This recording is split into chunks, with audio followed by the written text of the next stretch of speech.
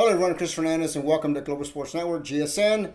And we're talking sports. John, NBA last night. Yes, a lot of exciting things. James Harden finally winning it. I'm very excited. Up there with his mom on the podium.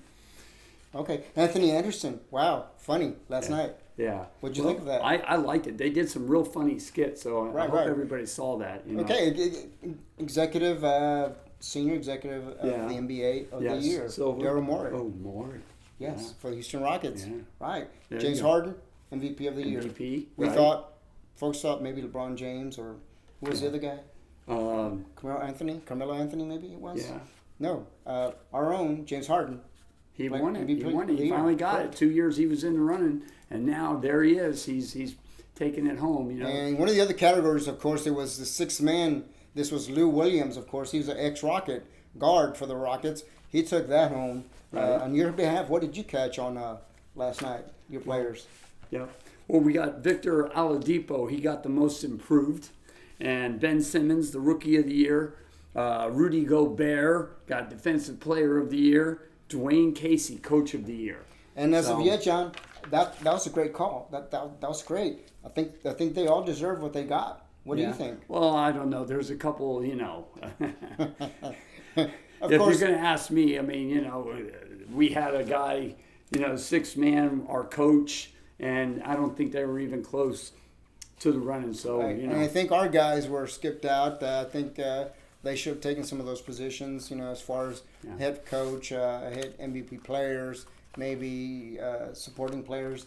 That the Rockets, showed up this year, even though they had the luck that they had with Golden State. We feel like they did a great job. We feel that the coach did a great job, even though, again, we didn't take the championship. But we'll be back next year, John. Good news. Sources are starting to fall into line that possibly LeBron James might be thinking about Houston for 1 year.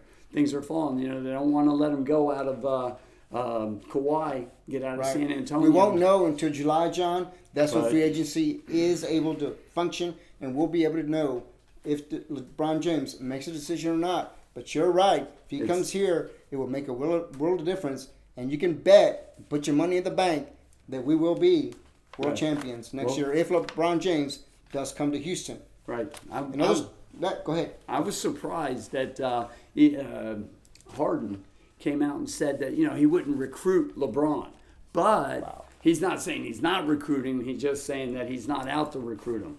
Right. But there is somebody in town that is putting up some billboards. It's important that everybody goes and tweets and get on the bandwagon with this because it would help. Well, you know what? If I'm James Harden, getting LeBron here. I don't want LeBron James here. He's going to take my thunder. So I think that's pretty much what James Harden is feeling right now. And in baseball news, Houston Astros lost 6-3. John, Houston Astros, where are they? Well, they're in first place still.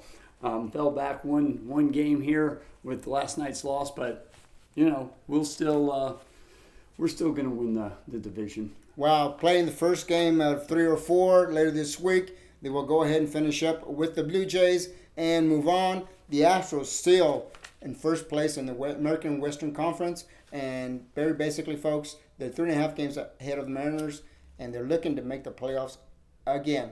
John? Yes.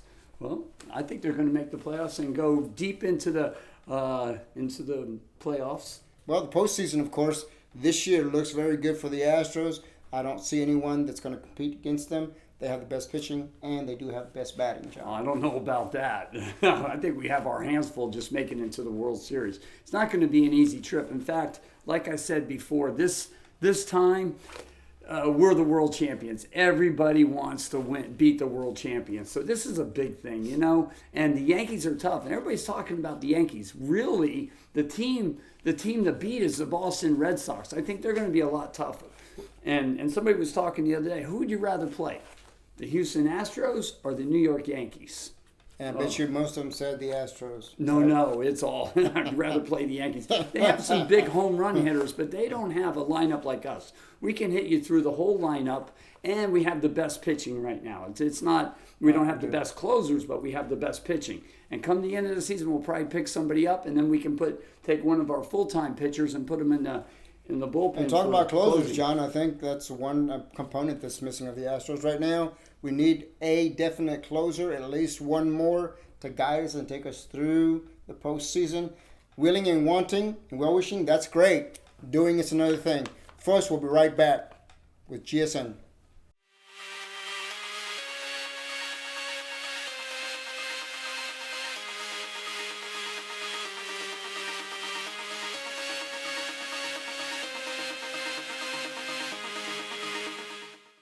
All right, everyone, welcome back to Global Sports Network. We're going to talk rugby, the Houston SaberCats, the new MLR, new Major League Rugby in Houston, played their last game this weekend. Of course, they were up 17-12, but by halftime, that lead had dwindled. Final score, 31-27. John, this is the last game of the season for the SaberCats. They lost against Utah for the second game in a row. They were playing in Utah. The season is over. But next year have big promises for the SaberCats. Right, and we got a new stadium, I believe, right, Chris? That is correct. That's one of the big promises. They're going to have big stadium. We're off of 288. Yeah. God, wow, that's very exciting. And, of course, they're going to have a lot of fans, and we're developing new fans, new youth. Yes. They have various youth camps going on right now. Right. During the summer. Yeah, it's good that rugby's here. We're going to have a good time with this rugby. People come out. It's exciting. You have to come experience it. This is something like when MLS first started. And, of course, I was one of the first persons on the ground when MLS started. We didn't know what was going on. We didn't know what was happening. I was like, wow, soccer coming to Houston? Who? Santa Fe Earthquake? Who's that? Well, you know what? People are saying, who's Rubcats? Who's Houston Rubcats? Well, the Houston SaberCats, new rugby team here in Houston. Yeah. You can find out a little bit more about them. You can go to HoustonSaberCats.com, find out more information. Of course, how about we talk about World Cup soccer? Yes. Okay. World Cup soccer, of course, folks. We just saw Peru beat Australia 2-0. You're talking about a majorly ranked team in Europe. You're looking at Australia. Peru had not gone to the World Cup in 36 years. And the previous two games in World Cup play here in Russia, they had lost those two games by a total score of 1. Mm-hmm. So they hadn't scored a goal yet. And today they scored 2. The first goal was scored in the 8th minute by number 18. Right. Carrillo scored. Oh my gosh, it was so beautiful, John. You look in the stands, you actually had real people crying real tears. Yeah. And that was very moving, very exciting. It's beyond words, it's beyond soccer, it's beyond the sport. It's just more of a humane thing, more of a human factor, and where, they've waited 36 years, they're finally here. No, they're not moving on to the second round, but you know what? Our team scored a goal, and now, you know what? In the second half, our team scored another goal, and we're going home with a win. Right. And they're happy. There you go. Soccer's so emotional. Later this week, you're going to have a D-Day of sorts, whether these teams either lose or win. You can tie, you can win, but you can't lose. If you lose, you're out. And this is where you find your Major League World Cup teams very, very highly ranked. Right. And they're in the position where one and they're done. Now it's coming down. It's a round of 16, right? Well, you still saying Mexico, Chris? I still think Mexico is winning. I still think Mexico is winning the World Cup. Other folks are saying Spain, but of course Spain was my first guess very early before the World Cup. But I really am looking at Mexico. And in other sports, John, we're going to look at the Dynamo. The Dynamo. Not another sport, same sport. But soccer. Yeah. And Houston Dynamo, of course, they're in 7th place right now. If the playoffs started right now for MLS, they would not be in the playoffs. They would be out of the playoffs. Of course, they did face this weekend. They faced Sporting Kansas. Sporting Kansas was their nemesis from last year, and they lost 3-2.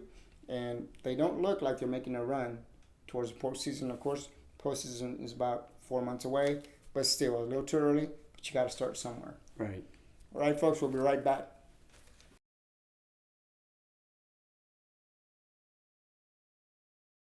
All right, everybody. Welcome back to GSN Global Sports Network. John, we're talking NFL football this summer. Of course, we're getting ready. Houston Texans getting ready for training camp and the 2018 season. There you go. How do you see things going this summer? I think it's going great. Looking forward to JJ getting back, Watson, everybody healthy, McKinney out there. We're going to have a great year. And Chris, I don't get it how they talk about JJ not being 100% out there. If he can go and he's on the field, he's going to be really good. I'm sorry. Well, after his surgeries, of course, JJ Watt hasn't been 100%.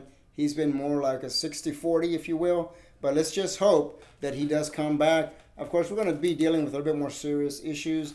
Andre Hall, of course, Our cornerback will be out for Hodgkin's cancer treatment. Yeah. Right now, he was diagnosed earlier this week with Hodgkin's disease, of course, Hodgkin's lymphoma. This is a form of cancer that right now he's getting treated for. So we're going to have Kareem Jackson playing a bit more safety than he is going to be playing corner. Yeah, no, he is the safety now. He's not going to be playing a bit more. He's the guy. So, and we were talking on the radio this past week about those three things. Of course, we were talking about Deshaun Watson, J.J. Watt, and Clowney. Yes. Will these three guys be on the team this year? I think we had a little bet there. You said that they were going to get one or two going to get hurt, and that's right. I did say that on the radio. Say that. And hey, I guys, said I'm taking the bucket of ice if they if two get hurt, I'm taking a bucket of ice. Right. If Deshaun Watson is not on the field after the 6th game, this is the 7th game. Right, John. 6 games. We got a 6-game deal here. Because this is more on Deshaun Watson than any of the other guys, because I don't believe that Deshaun Watson should be on the field, even though he feels 100%. Even though Bill O'Brien stated this week that he feels good about J.J. Watt feeling good about coming back and playing. There, I don't believe so, and I don't believe that Clowney's ready. Whether it's his health, or he's waiting for money.